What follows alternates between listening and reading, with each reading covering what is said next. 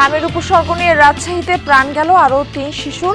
দেশের ৩০ উপজেলায় দ্বিতীয় দিনের মতো চলছে বিশেষ টিকাদান কর্মসূচি।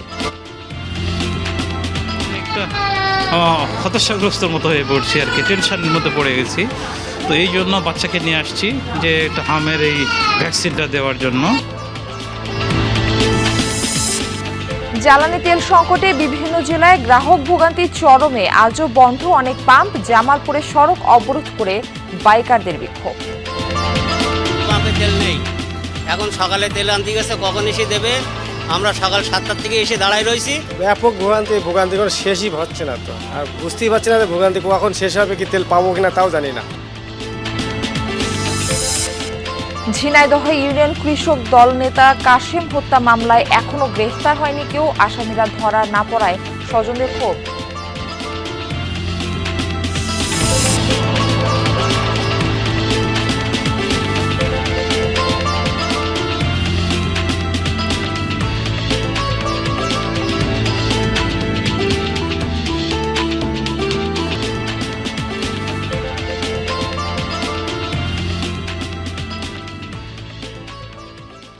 আমন্ত্রণ সংবাদ সারা দেশে, আপনাদের সঙ্গে থাকছি আমি মারফি রহমান। এতক্ষণ শিরোনাম দেখছিলেন, এবার বিস্তারিত।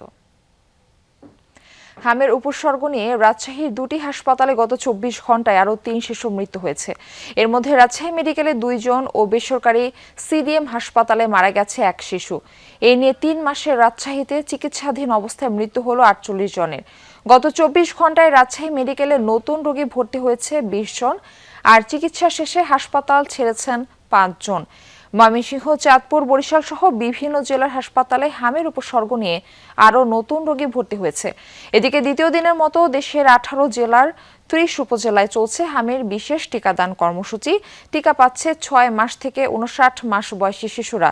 সরকারের এই কার্যক্রম চলবে আগামী 3 সপ্তাহ। তাছাড়া যে শিশুরা এরই মধ্যে হামে আক্রান্ত তাদের ভিটামিন এ ক্যাপসুল খাওয়ানো হচ্ছে।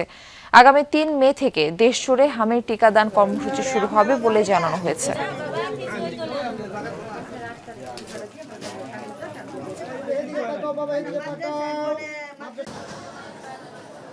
প্রত্যেক পিতামাতা তার সন্তানের সুরক্ষার জন্য অবশ্যই এসে টিকা দিয়ে যাবেন। আমরা বাবা মারা অনেকটা হতাশাগ্রস্ত মতো হয়ে পড়ছি আর কি, টেনশনের মধ্যে পড়ে গেছি। তো এই জন্য বাচ্চাকে নিয়ে আসছি যে একটা হামের এই ভ্যাকসিনটা দেওয়ার জন্য। হামের টিকাদান কর্মসূচি সম্পর্কে আরো খবরাখবর জানাতে নওগাঁ থেকে আমাদের সঙ্গে যুক্ত হচ্ছেন সহকর্মী শফিক ছোটন। শফিক, আপনার সাথে কিছুক্ষণ আগে কথা হচ্ছিল এবং আপনি আমাদের জানাচ্ছিলেন টিকাদান কর্মসূচির সারা কেমন আপনি দেখতে পাচ্ছেন এবং সার্বিক ব্যবস্থাপনা কেমন দেখছেন। এখনকার আপডেটটা জানাবেন, এখন চিত্র কেমন?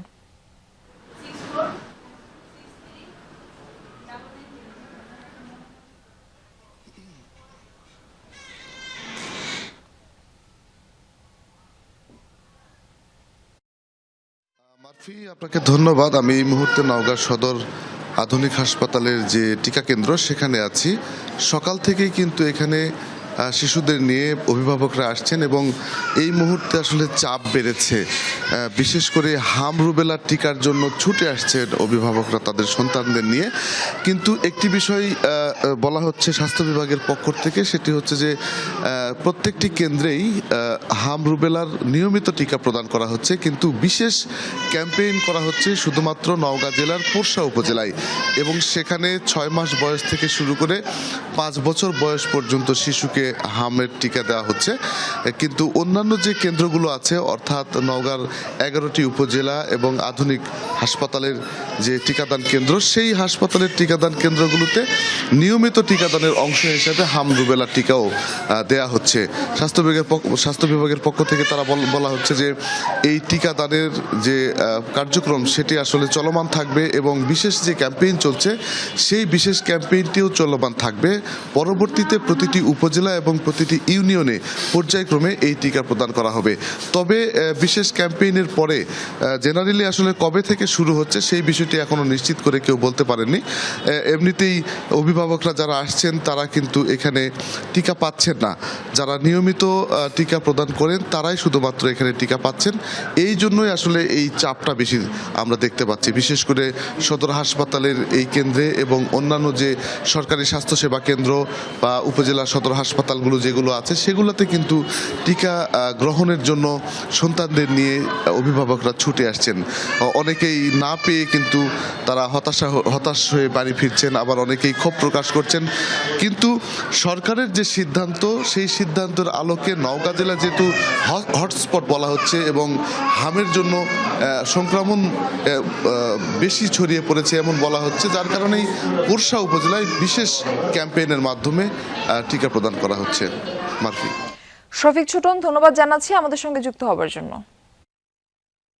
নাটোরে দেখা দিয়েছে হামের প্রাদুর্ভাব। এখন পর্যন্ত জেলায় 104 জন শিশু শোষের উপসর্গ দেখা দিলেও নমুনা পরীক্ষায় 21 জনের রোগটি শনাক্ত হয়েছে। চরম উৎকণ্ঠায় অভিভাবকরা, চিকিৎসকরা বলছেন উদ্বেগ নয়, সঠিক চিকিৎসা আর সচেতনতায় হাম মোকাবেলা করা সম্ভব। হামে শিশুদের প্রাণহানির খবর জানাজানি হয় গত মাসের শেষ ভাগে। তথ্য ঘেটে দেখা যায় চলতি বছরের জানুয়ারি থেকে 5 এপ্রিল পর্যন্ত নাটোরে 104 জন শিশুর মধ্যে হামের উপসর্গ দেখা দেয়। বর্তমানে জেলার বিভিন্ন হাসপাতালে চিকিৎসাধীন 21 জন। শনিবারে জ্বর আসছিল অনেক আর কাশতেছিল, তখন হাম বের হয়েছিল না, হালকা একটু মুখে দাগ হয়েছিল, তো হাসপাতালে নিয়ে আসলাম, ভর্তি করলাম।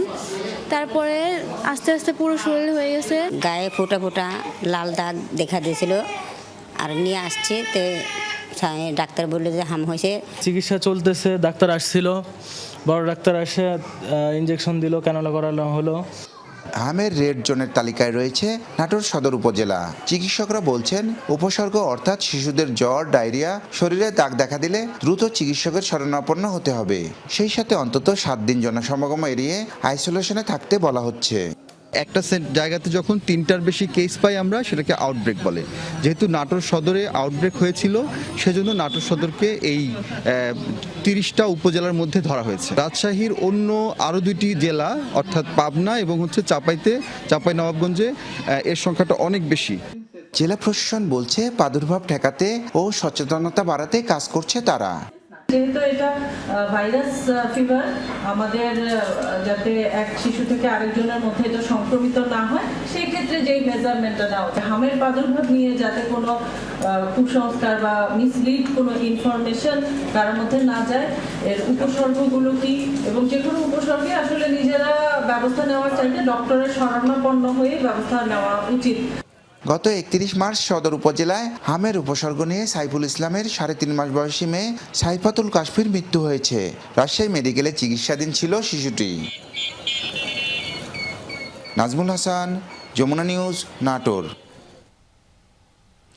বরিশালের 2 উপজেলায় চলছে হামের বিশেষ টিকাদান কর্মসূচি। সেখান থেকে আমাদের খবরাখবর আরও জানাতে যুক্ত হচ্ছেন সহকর্মী কাউসার হোসেন। কাউসার, বরিশালে টিকাদান কর্মসূচিতে অভিভাবকদের সাড়া কেমন দেখছেন, সেখানকার সার্বিক চিত্রটা আমাদের জানাবেন।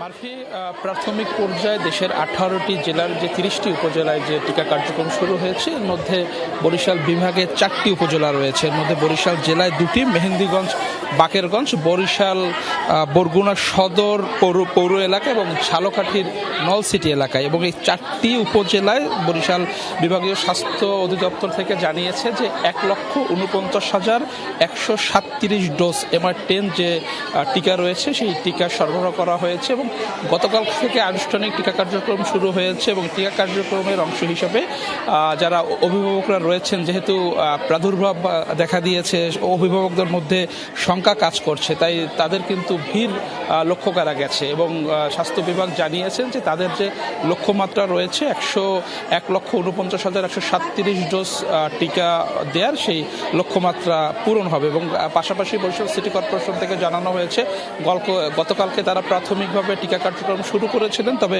মন্ত্রণালয় থেকে যে নির্দেশনা দেওয়া হয়েছে যে সিটি কর্পোরেশনগুলোতে 12 তারিখ থেকে টিকা কার্যক্রম শুরু হবে, এর প্রেক্ষিতে তারা আসলে কার্যক্রম বন্ধ রেখেছে এবং 12 তারিখ থেকে আনুষ্ঠানিক শুরু হবে। এবং বরিশাল নগরী এবং জেলায় যে ইপিআই কেন্দ্রগুলো রয়েছে সেখানেও কিন্তু আসলে টিকা দেয়া হচ্ছে। এবং আমি রয়েছি বর্তমানে বরিশাল শেরেবাংলা মেডিকেল কলেজ হাসপাতালে। এখানে গত 24 ঘন্টায় 15 জন শিশু ভর্তি হয়েছে হামের লক্ষণ নিয়ে এবং 18 জন শিশু এখান থেকে সুস্থ হয়ে ফিরে গেছেন এবং বর্তমানে 76 জন শিশু বরিশাল শেরেবাংলা মেডিকেল কলেজ হাসপাতালের যে আইসোলেশন বিভাগটি রয়েছে সেখানে চিকিৎসাধীন রয়েছে। কাউসার হোসেন, ধন্যবাদ আমাদের সঙ্গে যুক্ত হওয়ার জন্য। এদিকে জ্বালানি তেল সংগ্রহে দেশের বিভিন্ন জেলায় ফিলিং স্টেশনে আজও গ্রাহকদের দীর্ঘ লাইন। সংকটের কারণে রেশনিং পদ্ধতিতে বিক্রি হচ্ছে তেল। চাহিদার তুলনায় অনেক কম সরবরাহের কারণে রংপুর বিভাগের 8 জেলার পাম্পগুলো চিত্র পাল্টায়নি। সাময়িকভাবে বন্ধ রাখা হচ্ছে অনেক ফিলিং স্টেশন। এতে চরম ভোগান্তি পোহাতে হচ্ছে গ্রাহকদের। জ্বালানি তেল সংকটে খুলনা, রাজশাহী, চট্টগ্রাম, ময়মনসিংহ বিভাগেও গ্রাহকদের দুর্ভোগ পোহাতে হচ্ছে। পাম্পগুলোতে লম্বা লাইন, বাইকারদের ভিড়ই বেশি। ঘন্টার পর ঘন্টা অপেক্ষার পরও খালি হাতে ফিরছেন অনেকে। আবার তেল পেলেও তা চাহিদা মতো না হওয়ায় ক্ষোভ দেখা দিচ্ছে গ্রাহকদের মাঝে। এ নিয়ে বাকবিতণ্ডা, এমনকি হাতাহাতির ঘটনাও ঘটছে। পাম্প মালিক ও ডিলারদের দাবি, ডিপো থেকে চাহিদার তুলনায় কম তেল পাওয়ায় এমন পরিস্থিতি দেখা দিয়েছে। এই বিষয়ে একটু বিস্তারিত তথ্য জেনে আসতে চাই, যুক্ত হচ্ছেন আমাদের সহকর্মীরা। প্রথমে যেতে চাই লালমনিরহাটে আনিসুর রহমানের কাছে। আনিস, পাম্পগুলোতে চিত্র কেমন দেখছেন? গ্রাহকরা তেল পাচ্ছেন কিনা সেখানে? মারফি, আপনাকে একটু জানিয়ে রাখি যে আসলে আজকে সকাল থেকে আমি যে পাম্পটাতে দাঁড়িয়েছি এটি চিত্র আপনাকে একটু যদি আমি দেখাতে পারি। আজকে সকাল থেকে লোকজন লাইনে দাঁড়িয়ে আছে। পাম্পের দুপাশেই হাফ কিলোমিটার পর্যন্ত লাইন, মোটরসাইকেল, মাইক্রো, কার, পিকআপ, বিভিন্ন লাইন। এখানে কিন্তু তারা সকাল থেকে তেল দিচ্ছে। এই 10 মিনিট আগে তেল পাম্প মালিক জানালো তেল শেষ হয়ে গেছে, যার কারণে কিন্তু মানুষজন দুর্ভোগে পড়েছে। তারা বলেছেন যে সেই 9টা থেকে লাইনে দাঁড়িয়েছে, কেউ 8টা থেকে দাঁড়িয়েছে। এখন পাম্পের কাছে এসেই তারা তেল পাচ্ছে না। তারা পাম্প মালিক সমিতি তারা হ্যান্ড মাইকে বলে দিচ্ছে তেল শেষ, আপনারা চলে যান, যখন তেল আসবে তখন আবারও তেল দেয়া হবে। তবে আমি এই পাম্প মালিক সমিতির যে সভাপতি তার সঙ্গে কথা বলেছি। তিনি যেটি জানিয়েছেন যে তাদের 5000 লিটার অকটেন পেট্রোল ডিজেল দরকার, সেখানে তারা আর সরবরাহ তারা পাচ্ছে 2000-2500 লিটার, যার কারণে তারা কিন্তু লোকজনকে সেভাবে দিতে পারছে না। আর যেটুকু আসছে তারা মোটরসাইকেলের যে দীর্ঘ লাইন, সেখানে তারা 500 টাকা করে প্রত্যেক মোটরসাইকেল তাদেরকে 500 টাকা করে দিচ্ছে এবং মাইক্রো, কার এবং পিকআপ যেখানে আছে তাদেরকে 1000, 1500, 2000 করে এরকম তেল দিচ্ছে।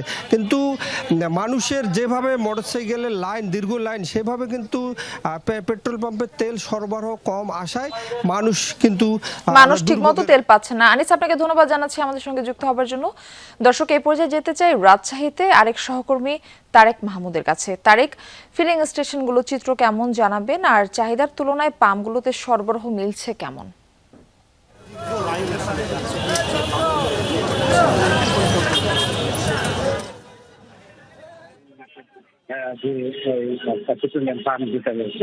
এখানে প্রায় যারা গ্রাহক রয়েছে 2 ঘন্টা 3 ঘন্টা সকাল থেকে এসে কিন্তু তারা 2 ঘন্টা 3 ঘন্টা পরে আসলে পাচ্ছেন এবং বেশিরভাগ পাম্পই কিন্তু এখন বন্ধ রয়েছে, কয়েকটি পাম্প বাদে। এবং যারা গ্রাহক রয়েছেন তারা বলছেন যে ভোগান্তির পর আসলে তারা তেল পাচ্ছেন। এর মধ্যে আমি রাজশাহী মহানগরীর গত কয়েকদিন থেকে দেখছি এবং আজকেও কিন্তু এই পেট্রোল পাম্পটিতে তেল দেওয়াকে কেন্দ্র করে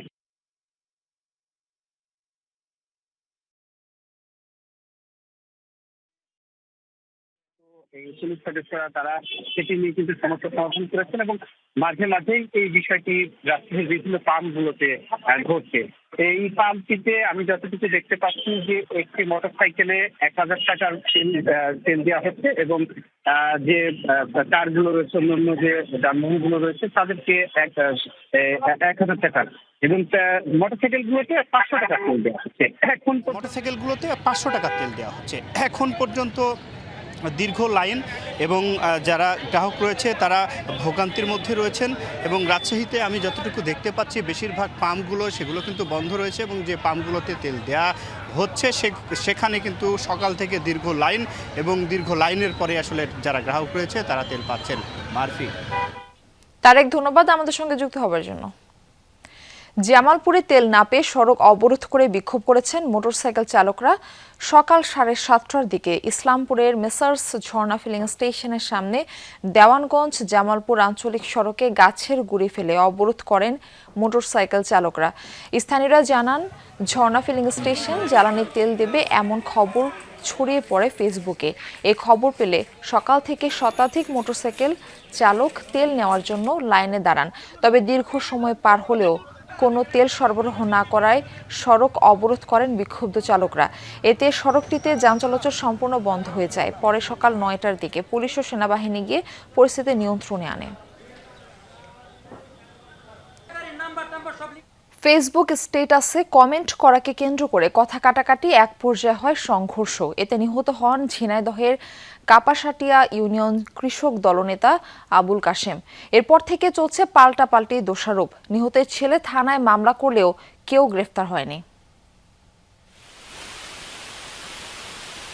যে ছেলেকে বুকে আগলে রেখে তিলে তিলে বড় করেছিলেন মা, সেই সন্তানই হয়েছে হত্যার শিকার। বুক ভরা কষ্ট নিয়ে ছেলের ছবির দিকে তাকিয়ে থাকেন দুঃখিনী মা।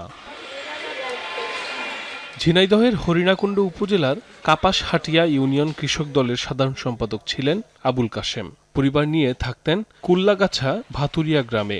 স্বজনরা জানায় 25 মার্চ রাতে পূর্বশত্রুতার জের ধরে স্থানীয় জামাত নেতা রিমন হোসেন ও সমর্থক আব্দুল আজিজের সাথে বাগবিতণ্ডা ও ধাক্কাধাক্কি হয় কাশেমের। পরে সংঘর্ষে জড়ায় উভয় পক্ষ। এক পর্যায়ে মাটিতে লুটিয়ে পড়লে উদ্ধার করে কাশেমকে নেওয়া হয় হাসপাতালে, কিন্তু মৃত বলে জানান চিকিৎসক। এ ঘটনার কিছুদিন আগে ফেসবুকে কমেন্ট করাকে কেন্দ্র করে আবুল কাশেম, তার চাচা ও বিএনপির এক সমর্থকের সাথে স্থানীয় জামাত নেতা রিমন হোসেন ও সমর্থক আব্দুল আজিজের বাগবিতণ্ডা হয়। সাইকেল দাঁড়ান ফিরে তো বলে সত্য আছে যে কি হচ্ছে এখানে, জ্ঞান দাপ হচ্ছে এখানে, এটা তো নিজেরাই আপোষ করলে হয়ে যায়। ওই কথার পরে এলো কিডা হলো বাইর দিমাই দিয়েছে মাথায়। সরকারের কাছে এটাই চাই যে সে জীবন দিল আর মানুষের হাতে ন্যায় অন্যায়ের বিচার তো অবশ্যই চাই। কিন্তু এর বিচার কি হবে, পাবো আমি সঠিক বিচার পাবো? এখনো তো আসামি একটা ধরা পড়েনি। তবে আসামি পক্ষের স্বজনদের দাবি, ঘটনার সময় গ্রামেই ছিলেন না তারা। ওরাই মারামারি করেছে, সে ছেলে যায়নি জানিও না, পরে ছেলে ছেড়ে দেওয়া হয়েছে মারামারি শেষে।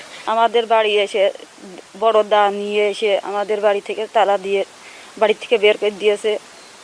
আমরা সব চলে গিয়েছিলাম, আবার ঘুরে আইছি। কি বলেছে এইটুকু ঝটাফটা দেখে মারামারি। আমার স্বামী খালি ঠেকাই আছে, কিন্তু আমার স্বামী কারোর গায়ে হাতে দিইনি। তদন্ত করে ঘটনার সাথে জড়িতদের দ্রুত আইনের আওতায় আনার আশ্বাস দিয়েছে পুলিশ। আসামি ধরতে সর্বোচ্চ অভিযান পরিচালনা করছি। আশা করি খুব অল্প সময়ের মধ্যে আমরা আসামিদের গ্রেপ্তার করতে পারবো।